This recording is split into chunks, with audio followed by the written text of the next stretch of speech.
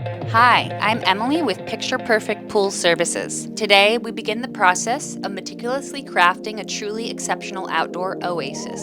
For over 35 years, our family-owned company has been a trusted name in the pool industry. From dirt to dream, we invite you to join us as we reveal the entire process of how we built this luxury pool.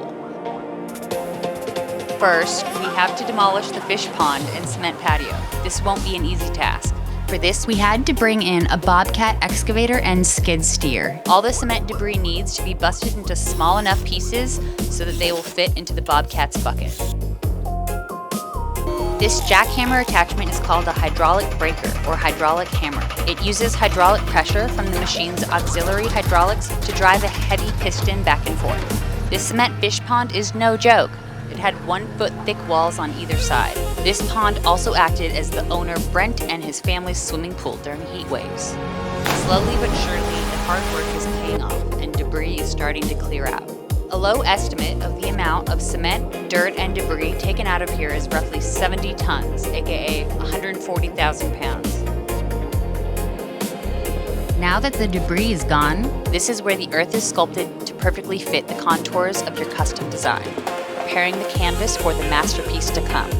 The new pool walls and floors will be about 8 inches thick, with higher stress areas like the bond beam will be 10 to 12 inches thick or more.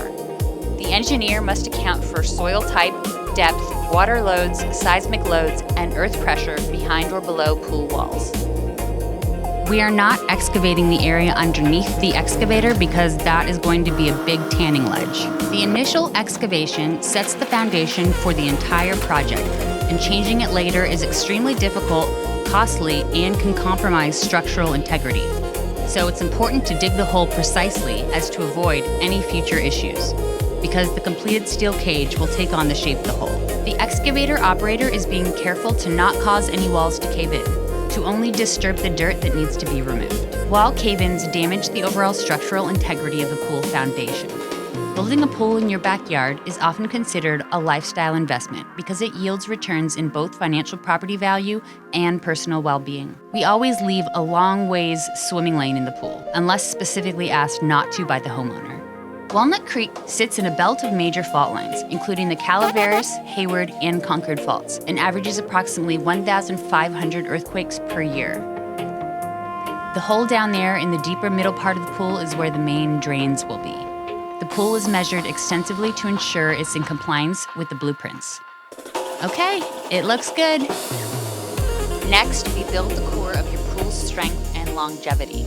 Our team installs a dense, high-strength grid of steel rebar, creating the reinforced core that will withstand shifting earth and time itself. The skeleton of your pool is where luxury meets durability.